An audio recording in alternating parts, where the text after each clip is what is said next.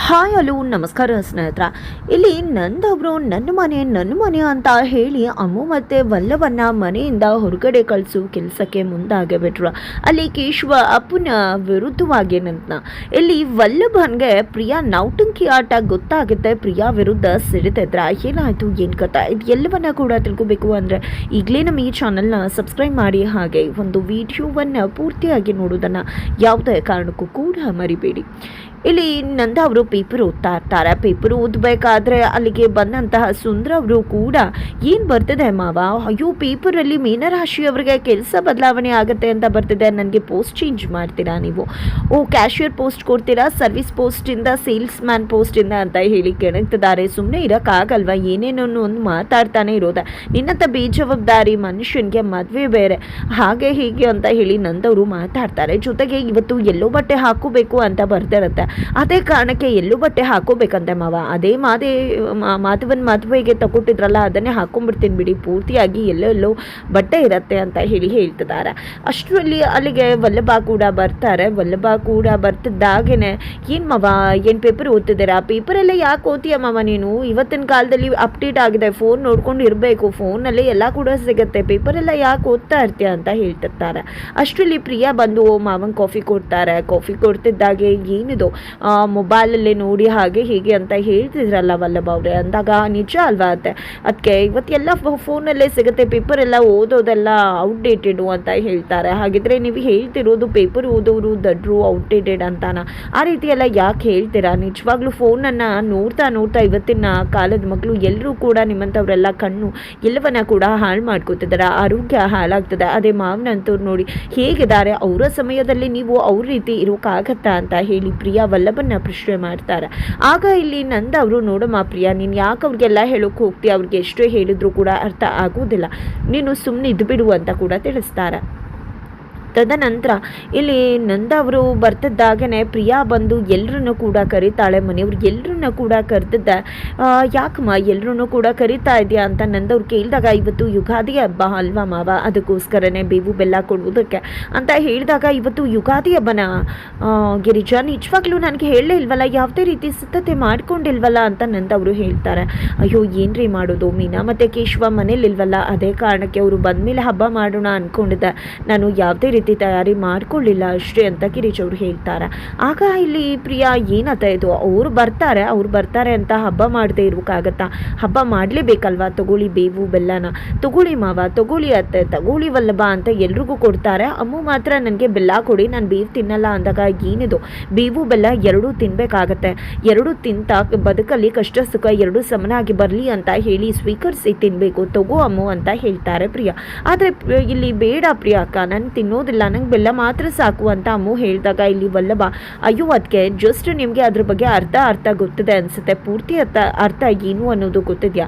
ಬೇವು ಬೆಲ್ಲ ತಿನ್ನೋದು ಎರಡೂ ಅರ್ಧ ಬರಲಿ ಅನ್ನೋ ಕಾರಣಕ್ಕಲ್ಲ, ಬೇವು ತಿಂತ ಕಹಿ ಅಂತಕ್ಕಂಥ ಕಷ್ಟಗಳನ್ನು ಧೈರ್ಯವಾಗಿ ಎದುರಿಸ್ಬೇಕು, ಹಾಗೆ ಸಿಹಿ ಆಗಿರ್ತಕ್ಕಂಥ ಒಂದು ಖುಷಿಗಳು ಬರ್ತಾ ಅದು ನಮಗೆ ಅತಿ ಆಗದೆ ಇರಲಿ ಬೆಲ್ಲದ ಹಾಗೆ ಅಂತ ಹೇಳಿ ಆ ಒಂದು ಬೇವು ಬೆಲ್ಲವನ್ನು ಸ್ವೀಕರಿಸೋದು.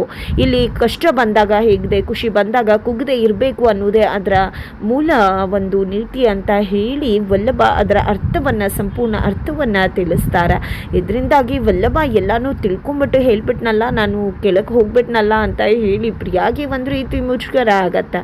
ತದನಂತರ ಇಲ್ಲಿ ಗಿರೀಶ್ ಅವರು ದೇವಸ್ಥಾನಕ್ಕೆ ಹೋಗಿ ಬರೋಣ ಬಾ ಪ್ರಿಯಾ ಅಂತ ಕರೀತಾರೆ. ಇಲ್ಲ ಅತ್ತೆ, ನಾನು ಆಲ್ರೆಡಿ ದೇವಸ್ಥಾನಕ್ಕೆ ಹೋಗಿ ಬಂದಾಯಿತು, ನೀವು ಹೋಗಿ ಅಂತ ಹೇಳಿದಾಗ, ಸರಿ ಆಯಿತು ನಾವೇ ಹೋಗಿ ಬರ್ತೀವಿ ಅಂತ ಹೇಳಿ ಗಿರೀಶ ಮತ್ತು ಅಮ್ಮು ಇಬ್ಬರು ಕೂಡ ದೇವಸ್ಥಾನಕ್ಕೆ ಹೊರಡ್ತಾರೆ. ಆಗ ಇಲ್ಲಿ ಹೋಗ್ತಿರೋ ಗಿರೀಶ್ ಅವ್ರನ್ನ ಕರೀತಾರೆ, ಬಟ್ ಅವ್ರು ಕೇಳಿಸೋದೆಲ್ಲ ಹೊರಟುಬಿಡ್ತಾರೆ. ನಂತರ ಇಲ್ಲಿ ಪ್ರಿಯಾ ಮಾತ್ರ ಇರ್ತಾರೆ. ನೋಡಮ್ಮ ಪ್ರಿಯಾ, ನಿಮ್ಮ ಅತ್ತೆಗೆ ಹೇಳುವಷ್ಟರಲ್ಲಿ ಹೊರಟುಬಿಟ್ರು. ಅಂಗಡಿಯಲ್ಲಿ ಇರಿಸೋಕೆ ಲೋನ್ನ ಜಾಗ ಇಲ್ಲ, ಜಗ್ಲಿಗೆ ಹೊಟ್ಟೆ ಮೇಲೆ ಇಡಿಸ್ಬಿಡಮ್ಮ ಅಂದಕ, ಇಲ್ಲ ಮಾವ ಅದು ಸಾಧ್ಯ ಆಗೋದಿಲ್ಲ ಅಂದಕ, ಯಾಕಮ್ಮ ಜಾಗ ಇದೆಯಲ್ಲ ಅಂದಕ, ಅಯ್ಯೋ ನಿನ್ನೆಯಿಂದ ಅಮ್ಮ ಟ್ಯೂಷನ್ ಮಾಡ್ತಿದ್ದಾಳೆ ಮಾವ, ಹಾಗಾಗಿ ಜಾಗ ಇರೋದಿಲ್ಲ ಅಂದಕ, ಏನು ಟ್ಯೂಷನ್ ನಡೀತಿದ್ಯಾ ಅಂದಾಗ, ಹೌದು ಮಾವ ನಿಮ್ಗೆ ಹೇಳಿಲ್ವಾ ಅಮ್ಮು, ನಾನು ನಿಮಗೆ ಹತ್ರ ಹೇಳಿದಾಳೆ ಅಂತ ಅಂದ್ಕೊಂಡಿದ್ದೆ, ಅತ್ತೆಗೂ ವಿಷಯ ಗೊತ್ತಿದೆಯಲ್ಲ, ಅತ್ತೇನಾದರೂ ಹೇಳಿರ್ಬೋದು ಅಂದ್ಕೊಂಡಿದ್ದೆ, ಆದರೆ ನಿಮಗೆ ಹೇಳಿದೆ ಶುರು ಮಾಡಿದಾಳೆ ಅಂದರೆ ನಂಗೆ ತುಂಬ ಬೇಜಾರ ಆಗ್ತದೆ, ಈ ರೀತಿ ಮಾಡಬಾರ್ದಿತ್ತು. ನೋಡಿ ಮಾವ, ಜೊತೆಗೆ ಅವರ ತವರ ಮನೆ ಎದುರುಗಡೆನೇ ಇರೋದ್ರಿಂದ ಈ ರೀತಿ ಟ್ಯೂಷನ್ ಮಾಡಿದ್ರೆ ನನ್ನ ಮಗಳ ಕೈಲಿ ದುಡ್ಸ್ಕೊಂತಿದ್ದಾರೆ ಅಂತ ನಿಮ್ಮ ಬಗ್ಗೆ ಕೆಟ್ಟದಾಗಿ ಅವರು ಮಾತಾಡೋದಿಲ್ವಾ ಅಂತ ಹೇಳಿ ತಂದಿಟ್ಟು ತಮಾಷೆ ನೋಡೋಕೆ ಮುಂದಾಗ್ತಿದ್ದಾಳೆ ಪ್ರಿಯಾ. ಈ ಕಡೆ ನಂದವ್ರಿಗೂ ಕೂಡ ಪ್ರಿಯಾ ಹೇಳ್ತಿರೋ ಮಾತು ಕರೆಕ್ಟ್ ಅಂತಾನೆ ಅನ್ಸುತ್ತೆ. ಇದನ್ನ ವಲ್ಲಭ ಕೇಳಿಸ್ಕೊತಾರೆ. ಅದಕ್ಕೆ ಯಾಕೆ ಈ ರೀತಿ ಹೇಳ್ತಿದ್ದಾರೆ, ಇವ್ರು ಹೇಳೋ ಅವಶ್ಯಕತೆ ಏನಿತ್ತು? ಅಲ್ಲಿ ಅಮ್ಮನೇ ಬಂದು ಹೇಳ್ತಿದ್ಲಲ್ವ, ಅವಳಿಗೂ ಮುನ್ನವಾಗಿ ಇವರೇ ಹೇಳಿಬಿಟ್ರಲ್ಲ. ಜೊತೆಗೆ ಅಪ್ಪನ ಮನಸ್ಸನ್ನ ಕೂಡ ಇನ್ನೇನೇನೋ ಹೇಳಿ ಬದಲಾಯಿಸೇ ಬಿಟ್ರಲ್ಲ. ನನಗೆ ಇವರ ನಡವಳಿಕೆ ಸ್ವಲ್ಪ ಕೂಡ ಇಷ್ಟ ಆಗ್ತಿಲ್ಲ ಅಂತ ಹೇಳಿ ವಲ್ಲಭ ಅನ್ಕೋತಾರೆ. ನಂತರ ನಂದವರು ರೆಬೆಲ್ ಆಗಿ ಅಲ್ಲಿಂದ ಹೊರಟ್ಬಿಡ್ತಾರೆ. ತದನಂತರ ನಂದವರು ಆಲ್ರೆಡಿ ಮನೆಗೆ ಬಂದಿದ್ದಾರೆ, ವೇಟ್ ಮಾಡ್ತಿದ್ದಾರೆ. ಗಿರಿಜಾ ಮತ್ತು ಅಮ್ಮು ಇಬ್ಬರು ಕೂಡ ಬಂದು ಪ್ರಸಾದ ತೊಗೊಳ್ರಿ, ನಿಮ್ಗೆ ಇವತ್ತು ಖುಷಿ ವಿಷಯ ಹೇಳಬೇಕು ಅಂತ ಹೇಳಿ ಅಮ್ಮು ಟ್ಯೂಷನ್ ಮಾಡೋ ವಿಷಯ ಹೇಳೋಕೆ ಅಂತ ಗಿರಿಜಾ ಅವರು ಮುಂದಾಗ್ತಾರೆ. ಬಟ್ ಅಷ್ಟರಲ್ಲಿ ನಂದವರು ಈ ಮನೆಯಲ್ಲಿ ನನಗೆ ಗೊತ್ತಿಲ್ಲದೆ ಏನಾದರೂ ವಿಷಯ ನಡೆಯತ್ತಾ ಅಂತ ಕೇಳ್ತಾರೆ. ಇಲ್ಲ ಅಂತ ಹೇಳಿದಾಗ ಮತ್ತೆ ಹೇಗೆ ಟ್ಯೂಷನ್ ಶುರು ಮಾಡ್ಕೊಂಡಿದ್ರಾ ನೀವು ಅಂತ ಹೇಳಿ ಅವರು ಪ್ರಶ್ನೆ ಮಾಡ್ತಿದ್ದಾರೆ. ಇಲ್ಲ ಮಾವ, ನಾನು ನೆನ್ನೆನೇ ಹೇಳಬೇಕು ಅಂದ್ಕೊಂಡಿದ್ದೆ, ಬಟ್ ಹೇಳಲಿಕ್ಕಾಗಿಲ್ಲ. ಇವಾಗ ಹೇಳೋಣ ಅಂತಾನೆ ಅಂದ್ಕೊಂಡಿದ್ದೆ ಅಂದಾಗ ಇವಾಗ ಹೇಳೋಣ ಅಂದ್ಕೊಂಡಿದ್ದೆ ಅನ್ನೋಕ್ಕಿಂತ ಹೇಳಿದ್ರ ಅನ್ನೋದೇ ಮುಖ್ಯವಾಗುತ್ತೆ ಅಂತ ನಂದವರು ಹೇಳ್ತಾರೆ.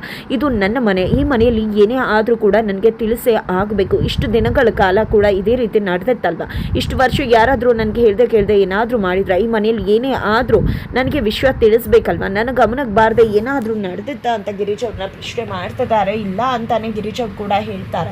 ಅಷ್ಟರಲ್ಲಿ ಮಾಧವ ಪ್ರಿಯಾ ಎಲ್ಲರೂ ಕೂಡ ವಲ್ಲಭ ಅಲ್ಲಿಗೆ ಬರ್ತಾರೆ.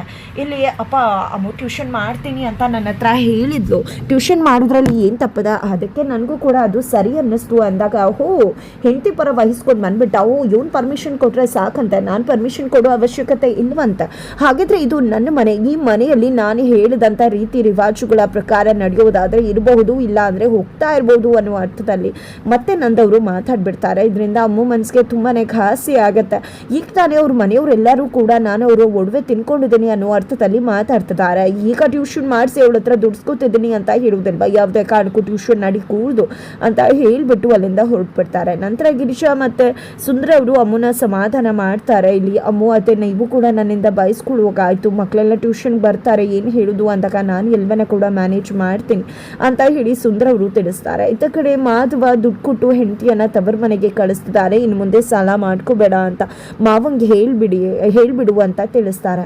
ನಂತರ ಯಾರು ನನಗೂ ಮುನ್ನ ಮಾವಂಗೆ ವಿಷಯ ಹೇಳಿದ್ದು ಅಂತ ಅಮ್ಮು ಹೇಳ್ತಿದ್ದಾಗೆ ಪ್ರಿಯಾ ಬಂದು ಅತ್ತೆ ತವರ ಮನೆಗೆ ಹೋಗಿ ಬರ್ತೀನಿ ಅಂದಾಗ ಸರಿ ಆಯ್ತಮ್ಮ ಹೋಗ್ಬಾ ಅಂತ ಹೇಳ್ತಾರೆ.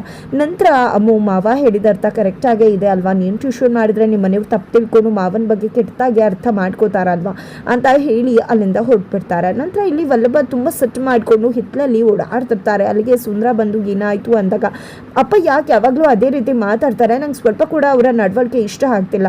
ಏನದು ನನ್ನ ಮನೆ ಅಂದರೆ ಇನ್ನು ಹೆಂಡತಿ ಮಕ್ಕಳು ಇರಬೇಕು ಅಂತ ತಾನೇ ಮನೆ ಕಟ್ತಾರೆ, ಅದನ್ನು ಬಿಟ್ಟು ನನ್ನ ಮನೆ ಇದು ನನ್ನ ಇಷ್ಟ ಹಾಗೆ ಹೇಳೋದು ನನಗೆ ಖಂಡಿತ ಇಷ್ಟ ಆಗ್ತಿಲ್ಲ. ಅಮ್ಮ ಏನು ತಪ್ಪು ಮಾಡಿಬಿಟ್ಲು, ಅಪ್ಪ ಯಾವಾಗಲೂ ಹೇಳ್ತಾ ಇದ್ರು ವಿದ್ಯಾದಾನ ಮಹಾದಾನ ಅಂತ. ಹಾಗಿದ್ರೆ ಅದೆಲ್ಲ ಜೋಸ್ ನೀತಿ ಪಾಠಕ್ಕಷ್ಟೇ ಸುಮ್ಮನೆ ಬಾಯಿ ಮಾತಿಗೆ ಹೇಳ್ತಿರೋದಷ್ಟೇನಾ ಅಂತ ಹೇಳಿ ವಲ್ಲಭ ಹೇಳ್ತಾರೆ. ಜೊತೆಗೆ ಇಲ್ಲಿ ಅಮ್ಮ ಏನೂ ತಪ್ಪೇ ಮಾಡಿಲ್ಲ, ಆದರೂ ಕೂಡ ಅಷ್ಟೆಲ್ಲ ಪಾಪ ಬಯಸ್ಕೋಬೇಕಾಯ್ತು.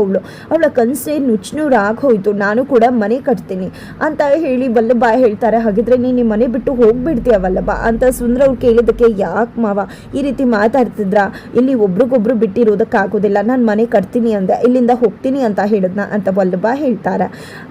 ಜೊತೆಗೆ ಇತ್ತ ಕಡೆ ನಂದ ಅವರು ಅಮ್ಮ ಟ್ಯೂಷನ್ ಮಾಡೋದಕ್ಕೆ ಒಪ್ಪಿಗೆಯನ್ನು ಕೊಡಲಿಲ್ಲ. ಈ ಬೇಜಾರು ಕೂಡ ವಲ್ಲಭಗಿದೆ. ಆ ಕಡೆ ಕೇಶವ ಮತ್ತು ಮೀನಾ ಇಬ್ಬರು ಕೂಡ ಹೊರಗಡೆ ಹೋಗಬೇಕು ಅನ್ಕೋತಾರೆ. ಆಗ್ಲೂ ಕೂಡ ನಂದವರು ಕಾಲ್ ಮಾಡಿದ್ದ, ರಮೇಶ್ ನನ್ನ ಅಂಗಡಿಗೆ ಹೋಗಿ ದುಡ್ಡು ಕೊಟ್ಟು ಬಾ ಅಂತ ಹೇಳ್ತಾರೆ. ಈ ಕಡೆ ಅಪ್ಪನ ಮಾತು ನೆರವೇರಿಸಲೇಬೇಕಾ, ಇಲ್ಲ ನೆರವೇರಿಸೋದೇ ಇಲ್ಲ ಅಂತ ಹೇಳಿ ಕೇಶವ ಸಿದ್ಧವಾಗಿದ್ದೆ ಮೀನಂಗೋಸ್ಕರ ಕಾಯ್ತಾ ಮೀನಿಗೆ ಸರ್ಪ್ರೈಸ್ ಕೊಡೋದಕ್ಕೆ ಮುಂದಾಗ್ತಿದ್ದಾರೆ. ಹಾಗಿದ್ರೆ ಮುಂದೇನಾಗುತ್ತೆ ಅನ್ನೋದನ್ನ ತಿಳ್ಕೋಬೇಕು ಅಂದರೆ ಮುಂದಿನ ವಿಡಿಯೋಗೆ ವೇಟ್ ಮಾಡೋದನ್ನು ಮಾಡಿ.